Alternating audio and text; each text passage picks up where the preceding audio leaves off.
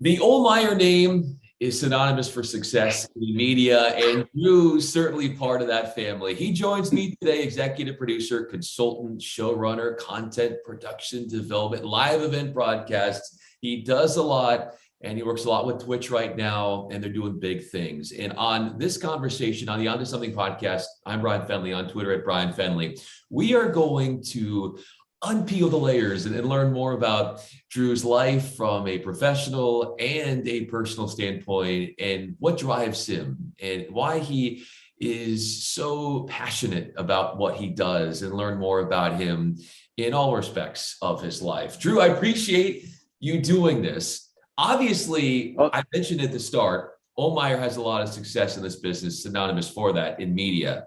How have you stood alone? And how have you created your own pathway that's different than anything else that has been done before in your family? Well, look, first of all, thanks for having me, Bryan. And just a quick, shout out to you on, I know I'm not alone in enjoying these conversations that you've been doing over the past few months. This business does not allow a lot of time for self-reflection. And most of the reflection that happens are post meetings and looking at tape and trying to make the next show better, but not always how to make people better. And I think it is one of the blind spots, not of our industry, but of any industry that's fast paced. We see some corners hopefully being turned, in our industry, in other industries. It's obviously opportunity and fairness are a big issue in sports right now. And they are an issue in sports media. And we see some companies taking some steps. We saw NFL Network with an almost all-female crew producing one of their flagship programs. We know ESPN is doing games with all-female crews. It's a good step, but taking the time to look at what we do to ourselves as individuals, as fathers, as mothers, brothers, sisters, right on down the line. There's not a lot of time for that. And I think the people I admire most in this business, and I can name off a bunch of names, Joe Lynch is one of them. There's a guy named Mike Miriano, who's another, who always treat people, they just are able to find the time to treat people the way you would love to always be treated. I think that's been a blind spot. I think it's something that I've reflected on. I think you referred, to start to answer your question, my old man, who I refer to as my old man, he came up in a time where there was zero consideration for people's feelings. And part of that was they were creating something that was really brand new, sports television. Roone Arledge launched really an industry. And they were doing things by the seat of their pants. And they were also walking into huge moments in our history, like the Munich Games, where my dad is producing CNN style coverage 20 years before CNN, or 15 years before CNN was even a thought, was producing live coverage of terrorists on the top of a building with hostages. So they didn't have a whole lot of time to reflect on how this was affecting their personal lives. I think, and I hope now that the industry is well down the road, and we have had some father figures, some mother figures who can help us understand that it's important to take a look at what you're doing to the other people around you. And the control room, I think for a long time, there was this feeling that you have to be a jerk to be a good producer. Like if you're easy on people, that means you're soft. A lot of these old stereotypes of personalities. And I think what's great to see is that there are now, at least I've run into, and I think, and I'm sure we'll talk about this, with live streaming and so many different platforms and so many different networks and so many different engines making content, we now have at least different ways of looking at things, different perspectives, different ages. We'll talk about, I'm sure when we talk about Twitch, like what's important. Like we came up in a world where, can I hear you? Can I see you? Are you in focus? Is the backlighting right? That's not as important to the younger audience, to my 16-year-old. They just want to know, can I see it now? Can I hear it now? And can I get on to the next one? So long way of saying, Bryan, first of all, thank you for all these, because I think it's kind of encouraged me also to just continue to look inward and also look outward at how I'm affecting other people. I think when I look at trying to, in any way, be part of my dad's legacy, you know, I haven't really necessarily embraced that part of it, in that we all want to be our own people. Yeah. And so, you know, coming out of college, I was a teacher. I did Teach for America for a year, taught special education in Arkansas. I did a bunch of different kind of odd jobs, and then fell back into production. Failed at some things. I failed at being on air. I wasn't a great cameraman. But then I, you know, kind of hit my stride with the NFL Network, and then was able to grow and then make this transition into esports and entertainment and video games. I think for me, where my brother's in the business as well, he has a pretty successful production group. There's a lot of golf and events for ESPN. He does the hot dog eating contest. Yes. He's done it the last 10 years. Yep. And I think for us, I can't speak for him, but I know his personality. I think the imprint that we can leave, it's pretty tough to match what my dad did in the business. Like, it's pretty tough. Like, he didn't leave anything for us. Like, he did sports television. He did his own company. He did the Skins game. He ran NBC Prime Time, helped launch Seinfeld and ER. Like, he didn't leave anything else for us to do. But I think the one thing we can do is treat people well and encourage people to be the best they can be, and help. You know, this podcast is about inspiring people. I think my greatest, the gratitude I feel the most for myself is when I help someone else like launch their career. And that's why this transition into esports and video games and Twitch has been probably my most favorite, because I'm working consistently with 22, 25, 28-year-olds who want to succeed. And those phone calls that I take and the guidance that I can give, I know this could come off cliche, but it's more rewarding than any rundown I can make. Like, what I'm doing at B17 cannot be as important as helping somebody get an opportunity or realize their own personal goals and dreams. So I think that perspective for us, because to try to compete with someone who was really a giant in the industry would be foolish. We spent a good deal, my brothers and I, learning to live with, you know, and get out the violins, boo hoo hoo. Like, we got some great things. Like, I went to the Final Four in 1979 with Larry Bird and Magic Johnson, my first in Salt Lake City. My brother and I staked out the elevator at the hotel, slid into the elevator with Larry Bird, his brother, and two players from Indiana State. They invited us to come hang out. We were 11-9. And we just kind of take it from there. So I'm not complaining. I'm just saying my approach personally has never been to compete with my dad, to never try to outdo him. I think that's a fool's mission. Like, the guy he was amazing. He caught lightning in a bottle. He also caught the business at a really ripe time.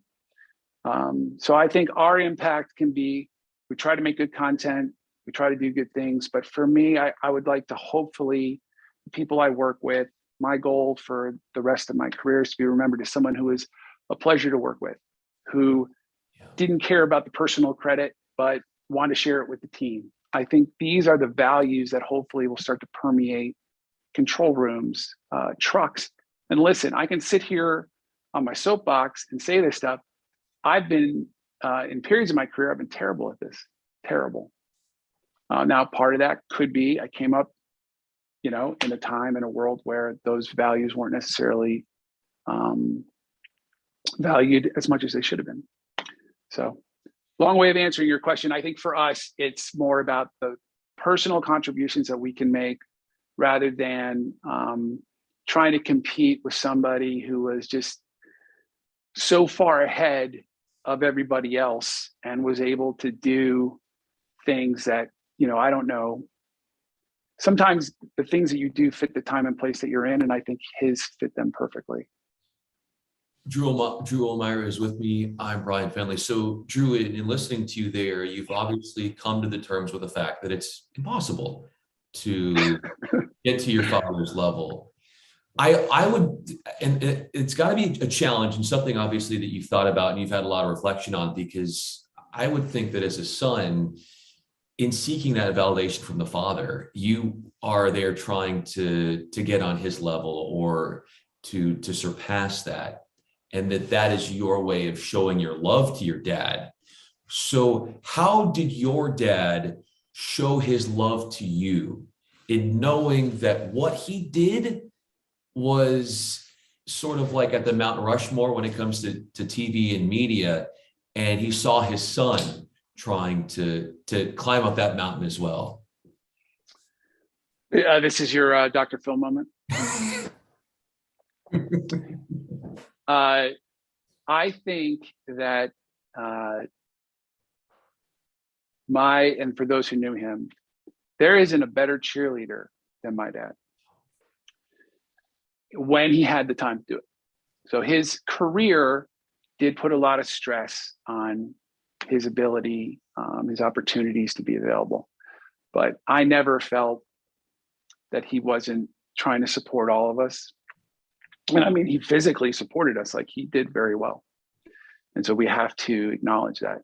I think for him, what was very important was that while he did enjoy success and he had a lot of nice things, and we had a lot of nice things, he did really instill a work ethic in us. I'd like to believe that.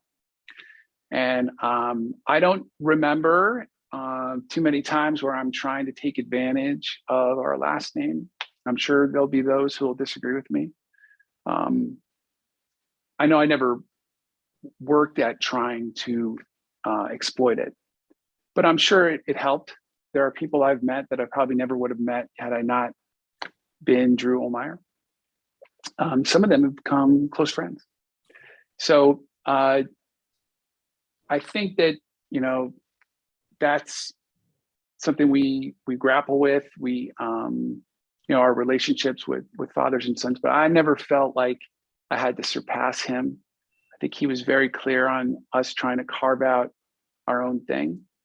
We had to navigate some things there, but he was pretty good. He would show up at games and events, and you could feel his presence there. It's my Joe Lynch moment. But sometimes those were far and few between. But I always felt like he was supportive, and that was never, something that I was longing for.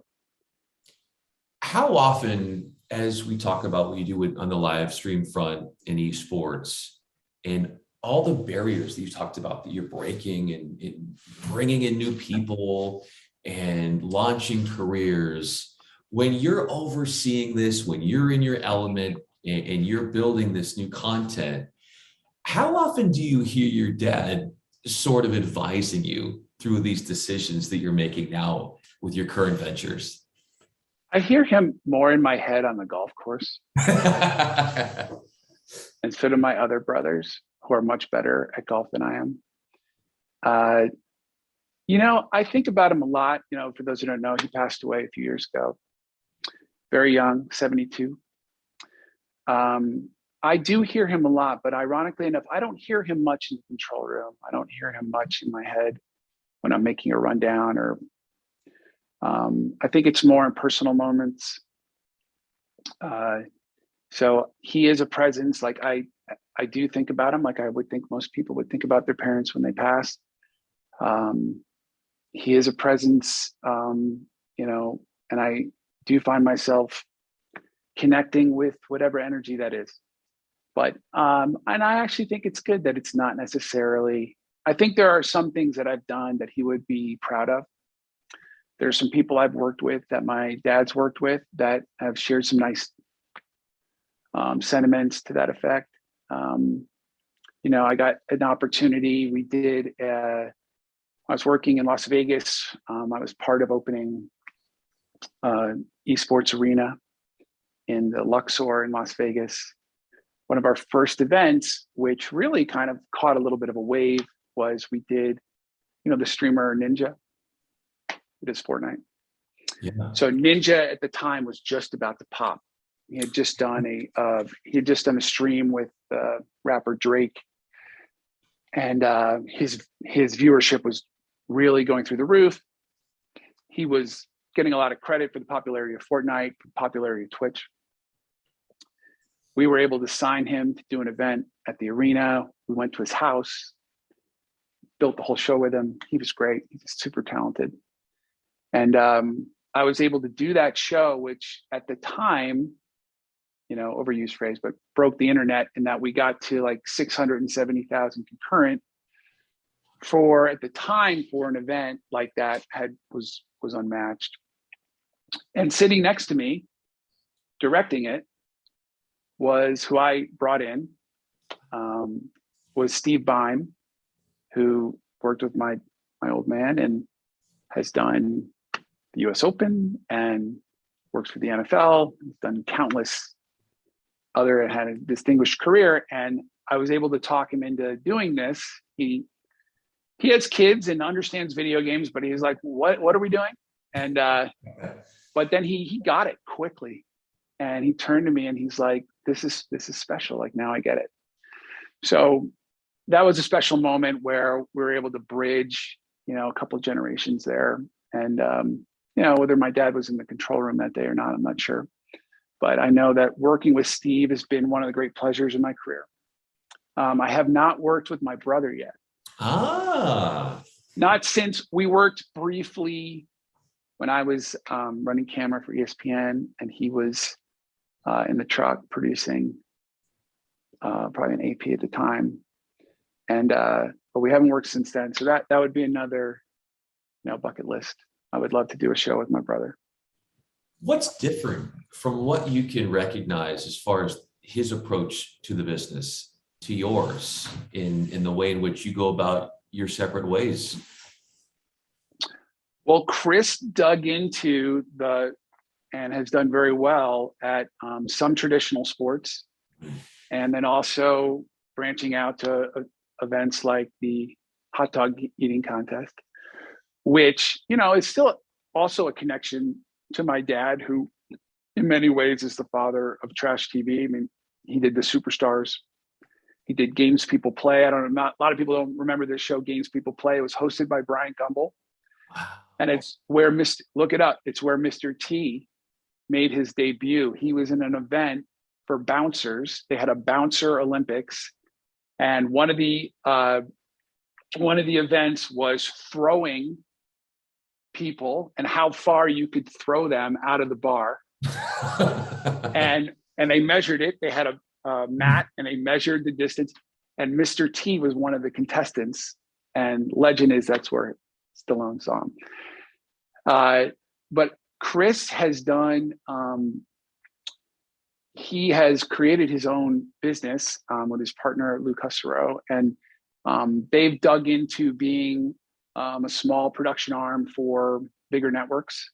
And he has really, over the last 20 years, carved out a nice space for him and done very well. I was and so he's on his own, like he is running his own company. He's dealing with all of those headaches that are, you know, the part of the business that most of us, you know, blanch at.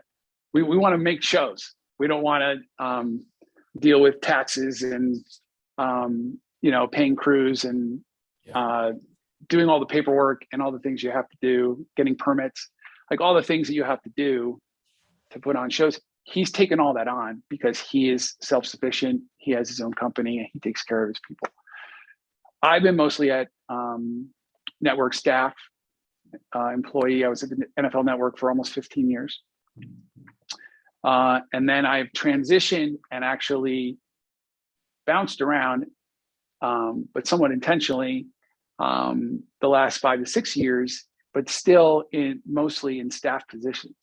So Chris has to worry about some pretty heavy issues that I don't necessarily have to worry about when it comes to, he's running a company. There's all sorts of different responsibilities that come with that. I've been a staff employee, takes a lot off my plate because there are people who are hired to do those things. So that's one difference. Then the other difference is I made a conscious decision. I saw, to me, where some of the business was going, and I made this pivot into esports and video games. And he hasn't. He may have done some of that, but certainly not as much as I've done to this point. So there are similarities, there are differences, but one thing stays the same, and that the hope is one day you get the opportunity to work with your Drew Ohlmeyer. That would be great. I'm Bryan Fenley. So one of the things that I notice about you, Drew, and listening to you talk as well and soaking up this information, is that in a business that is driven by ego, I don't really see a lot of ego in you.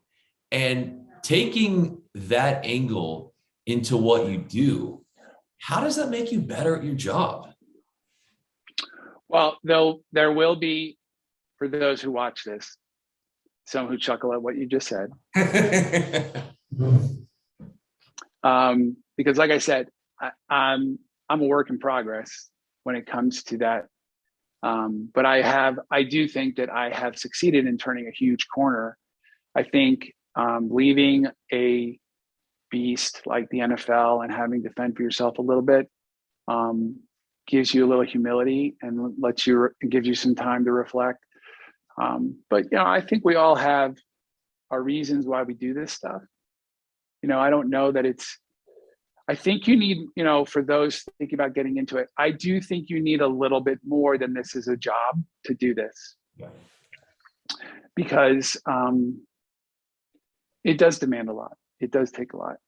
I think as far as ego goes, I think probably one of the most valuable things I've learned, and again, I would say, someone like Joe Lynch, someone like Mike Mariano, someone like Chris Wirtz at the NFL Network, someone like Andy Gregg. These guys they have ego. They want to do great shows. They want to get some credit, but they really are about the control room as a team and as a group. They also understand that their talent and their team have to feel like they're out in front because you're asking so much of them. Like, why would you think someone would break their back and then bask in your glow? Like, that's just not a smart way to do it. It's not right either. And so I think, like I said, I think there are enough people now who understand that. So I've learned that you can be much more successful if you are more of the Wizard of Oz than you are trying to be, the winner of American Idol. I just think that taking a backseat, plus, I'm getting up there. Like, I've seen some things. And so my value should be in helping say, hey, you know what? There is a pothole up there. And if we don't want to hit that pothole, I would suggest that we turn left. But you have to be open to someone saying, I want to go straight. And so I just think that has been a valuable lesson to me. But I do think you do probably need, especially for producers, I do think ego is healthy in that, you're chasing something. Yeah.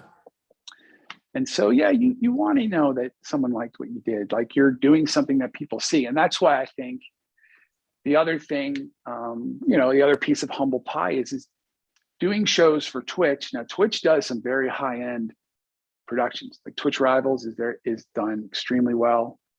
That that team, Steve Flisler and his group, they do a tremendous job and they put resources into it. But on the whole, for Twitch, it's user generated, it's get on the air and it's stay on the air for long periods of time. That's what's valuable. And then what's really valuable is connecting with your chat and your community. And they don't always like things to be glossy. In fact, they're very suspicious of it. And so this kind of gets back to what we were talking about, in that what is valuable in communicating, especially when it comes to an audience that maybe is under 30. And I have a daughter who's 26, and I have a daughter who's 18, and I have a son who's 16. So I'm familiar with this audience. And then I, the last couple of years have been working almost exclusively on content for this audience, although Twitch is getting older. So it's going to be, and obviously, TikTok is, kind of the leader right now. I think most would agree with that. So when it comes to reaching this audience, at least it is in my house. So I think that when you talk about what's important, like what producers used to get judged on was like the 10%. Oh. You know what I mean? Because it's like Mark Mayer was so great at this too. Mark Mayer's, I think, probably know, did the NBA. He's done distinguished career, ESPN and beyond. He was so good at details, and he had seen he was like a coach. Like he'd seen every scenario on the field and could help you anticipate and get to the right answer. And he's super valuable. What's happening at Twitch and at some of the places that I'm working at now is that math is getting rewritten. The emphasis now is not necessarily on the 10, 15, 20% of how you can differentiate your show from someone else's. It's more about this true, and the words get overused, organic, but this connection with your audience so that they'll come back every day. Because the only way you make a living on Twitch is by streaming right now. One of the primary way of making a living on Twitch is streaming 5 to 6 hours a day, 6 days a week. And you have to do that with a sincere connection to the people who keep coming back. Sure. They are not as concerned about the bells and whistles. They are not as concerned about the production value. So that at first takes a hit to your ego because you've been judged by these things for so long. How did you get to break? Did you do it smoothly? Were you cut off? Did you not spend enough time on this topic? Did you write something that wasn't exact or was erroneous? Did you not spend enough time preparing your talent? These are all important things. We talk about being a button-down producer. These are all important things, and they make your shows clean, and they also make your life where you control them a lot better. But for the audience, those things aren't necessarily, and in some cases, they actually have a negative impact on the audience because they suspect someone's trying to do something here instead of just being. So I think that ego part of it took a turn for me because you have to understand that now the value of what you're doing is different. So how you were judging yourself before, throw it out the window. Because now you have to relearn the math on what is important, and it's not what you thought it was. How do you validate yourself? I do think there are times where I still think there is a traditional way of validating when you're producing. If the show goes well, that also generally means, with the way I'm approaching these shows now, that the folks in the control room also had a good show. So the validation used to be, and this is from my dad's generation, the most important thing is the art. The most important thing is what's on screen. The show is what's important. And if we have some shrapnel back here, someone loses an arm, we'll deal with it. I don't think that's the way we move forward.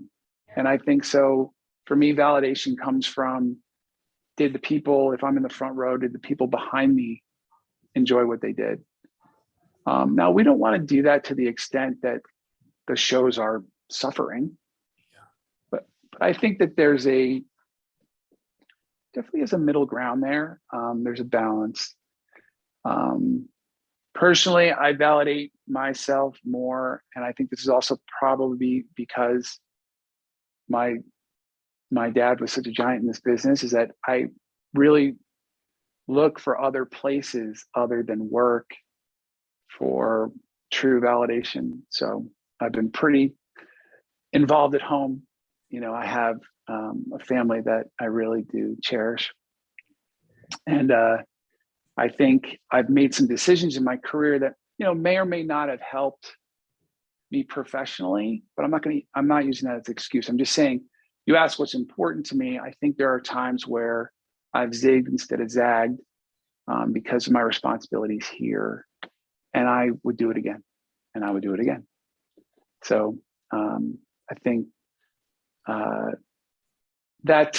but I also think that part of it also extends to work, in that I'm concerned with how people are feeling in my house, and I'm concerned about how people are feeling in our control rooms and at work.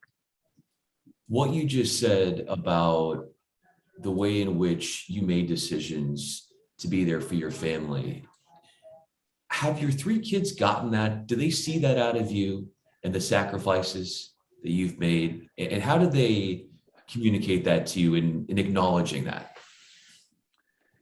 I think we've all lived through the pandemic, and pandemic is horrible. Like, I'm not breaking any news. There have been, for me personally, a couple of glimmers of light that I don't think ever would have happened without the pandemic. One is working at home. My kids see me work.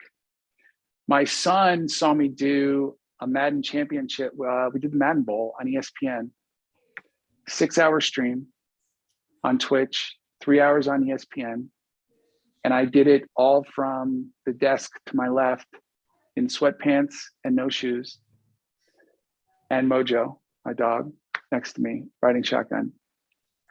And he would walk in and he would hear me on the PL, and he would see me with my multi-views, and he would hear me talking to talent. He would hear me talking to tape. And he's like, wow, dad really works. Like, this is it. And I think my daughter, similarly, I saw a different level of respect, as much as you can get from an 18-year-old girl who's trying to figure herself out.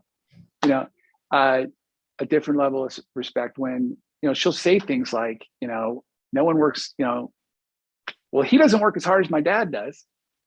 And those are pretty cool. Our oldest, who actually just had her first, so I'm a grand.